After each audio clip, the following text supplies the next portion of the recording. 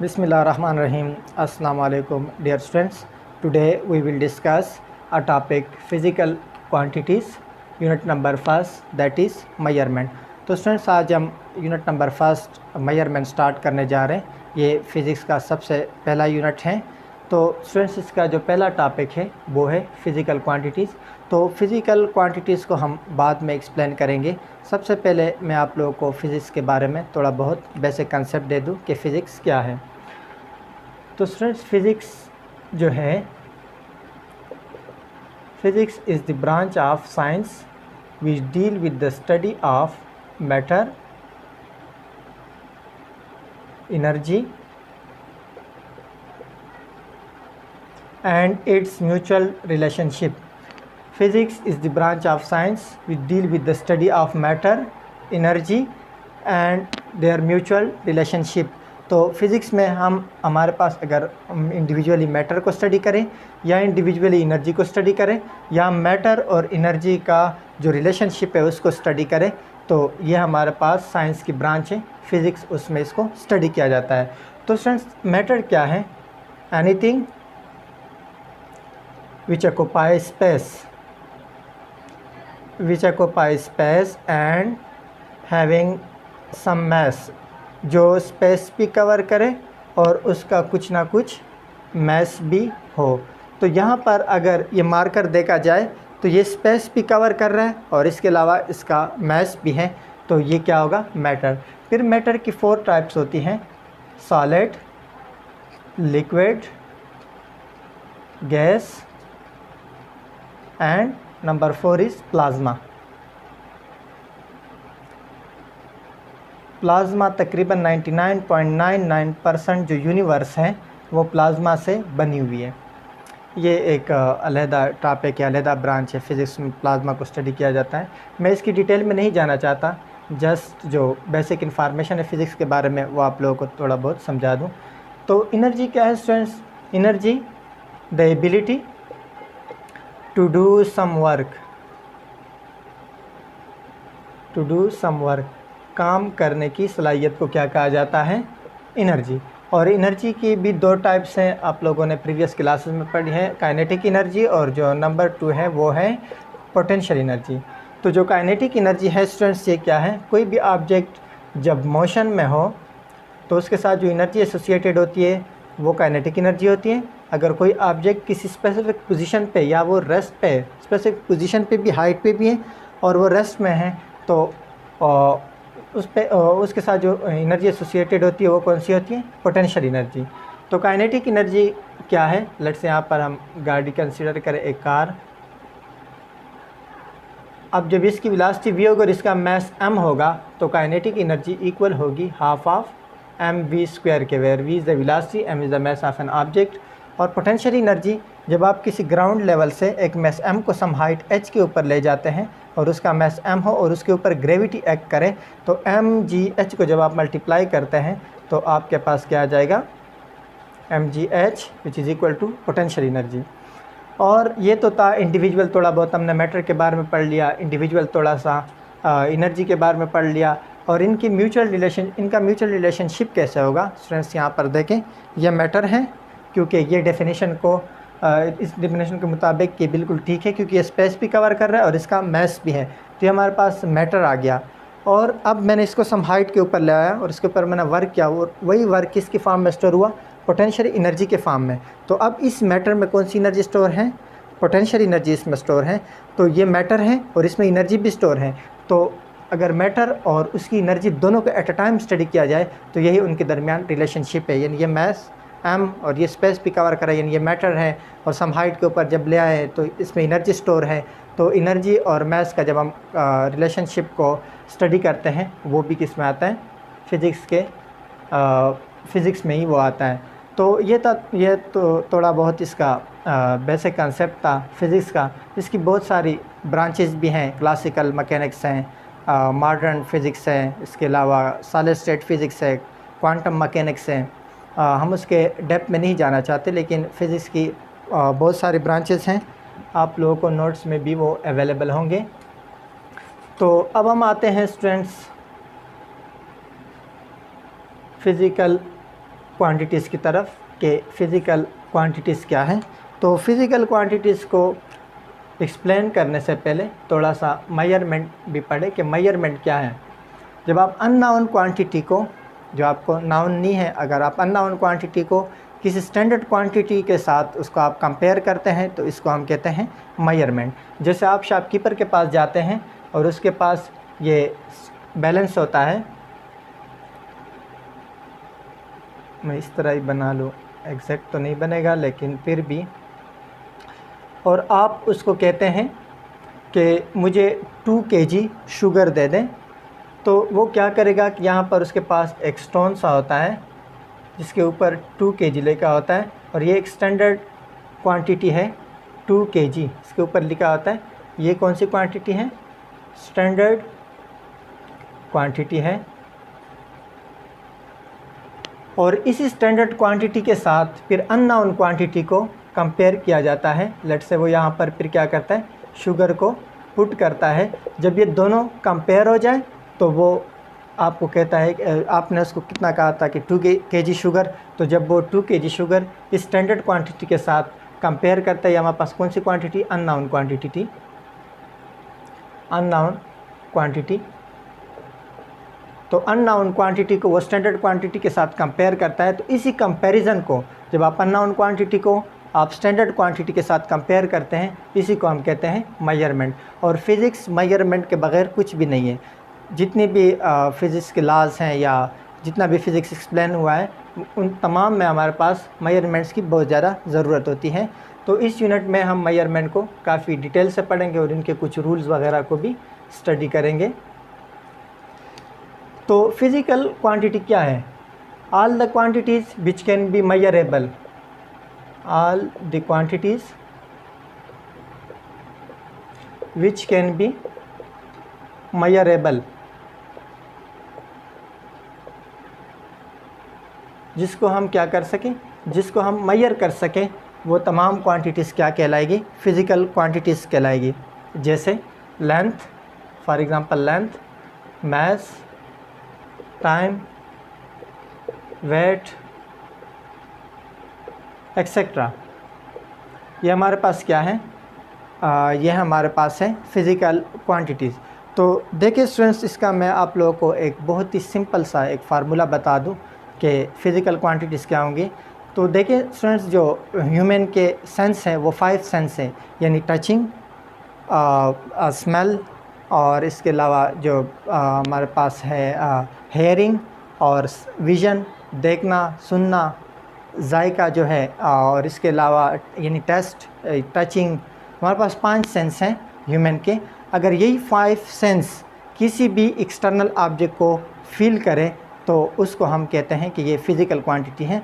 जैसे for example, आप sound को ना देख सकते हैं, ना आप उसे टच कर सकते हैं, ना आप उसे टेस्ट कर सकते हैं, ना आप उसे स्मेल कर सकते हैं, लेकिन आप उसे हेयर कर सकते हैं, तो इसका मतलब है वो फ़िज़िकल क्वांटिटी है। इसके अलावा अगर मून को देखा जाए, मून जो है, मून को ना तो हम टच कर सकते हैं, ना हम टेस्ट कर सकते हैं, ना स्मेल कर सकते हैं, ना हम उसे हेयर कर सकते हैं, लेकिन हम उसे देख सकते हैं, तो ये भी क्या है? Physical quantity. और इसके अलावा लेंथ वगैरह, जिसको आप टच वगैरह कर सकते हैं, तो ये भी जो ह्यूमन के 5 सेंस यानी उसको सेंस कर सकें, तो उस एक्सटर्नल, मैं ये बात दोबारा कहूँ, जो एक्सटर्नल क्वांटिटीज़ हैं यानी एक्सटर्नल जो ऑब्जेक्ट्स हैं, अगर उसको 5 सेंस ह्यूमन के उसको डिटेक्ट करें तो वो क्वांटिटीज़ हमारे पास क्या होंगी? Physical quantities. और डेफिनेशन भी ये है कि all the quantities which can be measurable, तमाम वो क्वांटिटीज़ जिसको हम मेजर कर सके वो फ़िज़िकल क्वांटिटीज़ होंगी, जैसे लेंथ, मास, टाइम, एक्सेट्रा। तो हमारे पास 2 तरह की फ़िज़िकल क्वांटिटीज़ हैं, 2 टाइप्स हैं उसकी। जो 1960 में एक पेरिस में एक इंटरनेशनल कॉन्फ्रेंस हुई थी 1960 में, उसमें उन्होंने कुछ क्वांटिटीज़ बताई, जिसमें सबसे पहले हैं बेस क्वांटिटी। आप लोगों ने प्रीवियस क्लासेस में भी ये पढ़ा है, बेस क्वांटिटी। और जो नंबर 2 है वो क्या है? Derived quantity. अब स्टूडेंट्स, बेस क्वांटिटीज़ कौन सी क्वांटिटीज़ होती हैं? ये हमारे पास बेस हैं, कितनी है ये? तकरीबन 7 बेस क्वांटिटीज़ हैं। 7 बेस क्वांटिटीज़ हैं और इन्हीं 7 बेस क्वांटिटीज़ को हम बेस रख कर इसी से फिर हम बाकी जो क्वांटिटीज़ हैं उसको डिराइव करते हैं। तो ये 7 कौन कौन सी हैं? इसमें जो सबसे पहले है वो है length, number 2 mass, number 3 time, number 4 intensity of light,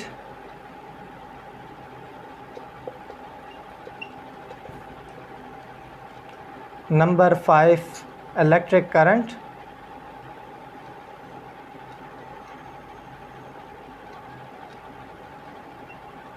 जो नंबर 6 है वो है टेम्परेचर, और नंबर 7 है amount of substance, amount of substance.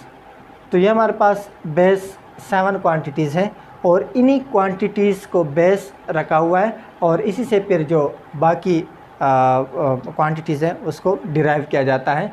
तो डिराइव क्वांटिटीज़ कौन सी है स्टूडेंट्स? वो उनकी कोई तादाद नहीं है स्पेसिफ़िक, जैसे यहाँ पर ये 7 है, ये अरबों करोड़ों से भी ज़्यादा है, बहुत ज़्यादा हमारे पास डिराइव यूनिट्स हैं या डिराइव क्वांटिटीज़ है। तो वो कहाँ से आई? वो हमारे पास बेस से आती है। फॉर एग्ज़ाम्पल वेलोसिटी, जो वेलोसिटी है उसका जो फार्मूला है उसको हम v से डिनोट करते हैं और वो इक्वल है displacement, change in displacement divided by time. तो इसकी यूनिट क्या है? जो डिस्प्लेसमेंट की यूनिट है वो है मीटर और टाइम की यूनिट क्या है? सेकंड। अब ये मीटर पर सेकंड ये डिराइव हुआ कहाँ से? मीटर किसकी यूनिट है? लेंथ की। लेंथ को हम किस में मेजर करते हैं? ये हम आगे जब हम इसके यूनिट्स पढ़ेंगे तो उसमें मैं इसकी यूनिट्स पे आप लोगों को पढ़ा दूंगा। और ये सेकंड्स क्या है? ये हमारे पास टाइम से आ गया। टाइम की जो यूनिट है वो क्या है? सेकंड।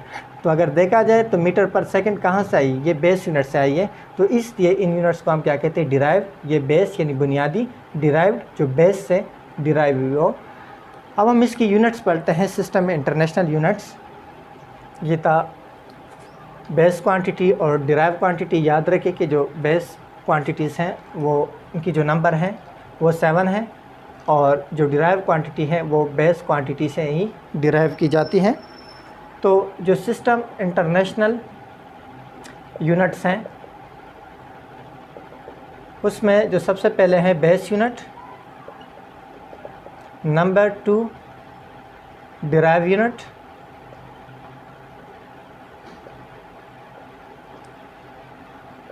और नंबर 3 जो है उसको हम कहते हैं supplementary unit. Supplementary units. Base unit कितनी है स्टूडेंट्स? 7 बेस यूनिट हैं। कौन कौन सी? मैं यहाँ पर लिखूँ। लेंथ, मैं यहाँ पर इसका टेबल बनाऊँ तो वो अच्छा होगा। यहाँ पर देखें नंबर फर्स्ट क्या है? लेंथ। लेंथ की जो यूनिट है वो क्या है? मीटर। और नंबर 2 है टाइम, उसकी जो यूनिट है वो है सेकंड। नंबर 3 है मास और मास की जो यूनिट है वो है किलोग्राम। नंबर 4 जो है वो हमारे पास length, mass, time, intensity of light यानी लुमिनस इंटेंसिटी भी इसको कहते हैं, ऑफ लाइट। और इसकी जो यूनिट है वो है कैंडला, CD से इसको डिनोट किया जाता है, कैंडला। और नंबर 5 जो है वो है इलेक्ट्रिक करंट, इलेक्ट्रिक करंट। और इलेक्ट्रिक करंट की जो यूनिट है वो है एम्पेयर। नंबर 6 है amount of substance, amount of substance. तो अमाउंट ऑफ सब्सटेंस की यूनिट है वो है मोल। और नंबर 7 है टेम्परेचर।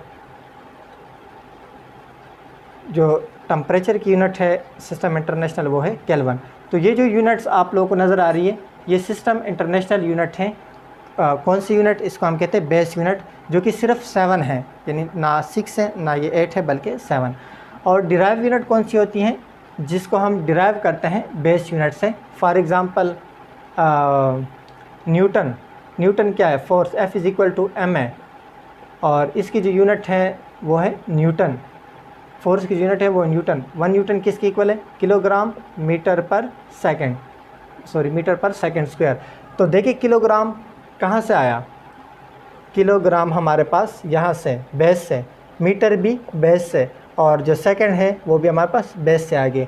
इस तरह, इसलिए इसको हम कहते हैं डिराइव यूनिट। या आप कोई और वो कंसिडर करें, वर्क कंसिडर करें। वर्क क्या है? F dot D. सो इसकी यूनिट क्या होगी? Newton into metre. न्यूटन किसके इक्वल है? Kilogram metre per second square into ये वाला मीटर, तो ये मीटर स्क्वायर हो जाएगा। तो ये हमारे पास किलोग्राम भी किस में आएगा? मैस, ये लेंथ, और ये हमारे पास टाइम। तो ये यूनिट कहाँ से आई? ये डिराइव यूनिट, ये हमारे पास बेस से आ गई है, इस चीज़ को डिराइव यूनिट कहा जाता है। ये जो सप्लीमेंट्री यूनिट्स हैं स्टूडेंट्स, ये ना तो डिराइव में है और ना ये बेस में है, और अभी तक इसके बारे में ये कंफर्म नहीं हुआ कि ये कौन सी यूनिट्स हैं। तो जो सप्लीमेंट्री यूनिट्स हैं वो हमारे पास 2 यूनिट्स हैं। कौन कौन से? रेडियन, और नंबर 2 जो है वो है स्टीरेडियन।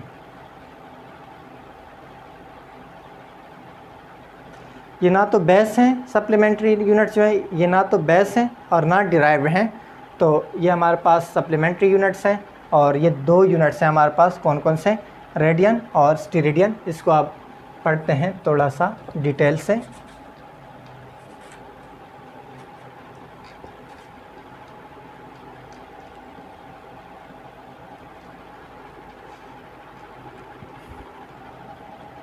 नंबर फर्स्ट जो है वो है रेडियन। तो रेडियन क्या है? ये हमारे पास प्लेन एंगल है। Plane angle for 2 dimension. कितने डायमेंशन के लिए? 2 डायमेंशन। आप ऐसे कंसीडर करें जैसे कोई रिंग या साइकिल का पहिया जो 2 डायमेंशन में हो, तो इसी को हम कहते हैं रेडियन। और रेडियन को डिफ़ाइन कैसे करेंगे? यहाँ पर मैं इसको प्रॉपर डिफ़ाइन करूँ। आप एक सर्कल ले लें, 2 डायमेंशन का आप सर्कल ले लें। उसी सर्कल का आपको कुछ ना कुछ रेडियस होगा। उसी रेडियस को आप जो सर्कल का आर्क है वहाँ से मिलाएं, ये सरकमफ्रेंस ऑफ द सर्कल से आप इसको मिलाएं, और उसके बाद ये हमारे पास रेडियस आर होगा। जितना रेडियस है उतना ही आप आर्क ले लें। जितना रेडियस है, फॉर एग्जांपल ये 2 सेंटीमीटर रेडियस है, तो आपने 2 सेंटीमीटर आर की लेनी होगी, और इसी आर को आपने मिलाना होगा वापस सेंटर से, तो हमारे पास आर हो जाएगा। यहाँ पर एंगल बन रहा है थीटा, और ये जो आर्क आपके पास बना, लेट से इसको हम कहें एस। तो इस केस में जो थीटा होगा वो इक्वल होगा किस चीज़ के? S divided by R. यहाँ पर मैं लिख लूँ थीटा डिवाइडेड बाय रेडियन। इसकी जो यूनिट है वो क्या है? रेडियन। तो theta divide by radian is equal to S divide by R. तो यहाँ पर अगर देखें तो जितना हमने आर लिया था उतना ही एस। तो इस केस में जो एस है वो मैं रिप्लेस कर सकता हूँ आर से, और जो रेडियन है यहाँ पर डिवीज़न में यहाँ पर आएगा multiply. So theta is equal to R divided by R into क्या हो जाएगा? रेडियन। इसको हम कैंसिल कर लेते हैं, तो थीटा इज इक्वल टू हमारे पास हो जाएगा 1 रेडियन। अब ये जो हमारे पास थीटा आया, ये जो हमने प्रोसेस किया, जितना रेडियस उतना आर, उसी को सेंटर से मिलाया, इसी एंगल को हम थीटा कहते हैं, और ये इक्वल है 1 रेडियन के। और ये यूनिट है किस चीज़ की? प्लेन एंगल की, रेडियन। ये भी आप लोगों ने याद रखना है। तो यहाँ पर अगर इसी फार्मूले को मैं दोबारा से यूज़ करूँ, तो हमारे पास जो 2 पाई रेडियन है। अब कंप्लीट सर्कल कितना है? कंप्लीट सर्कल अगर मैं यहाँ से ले लूँ तो ये तकरीबन 360 के इक्वल है।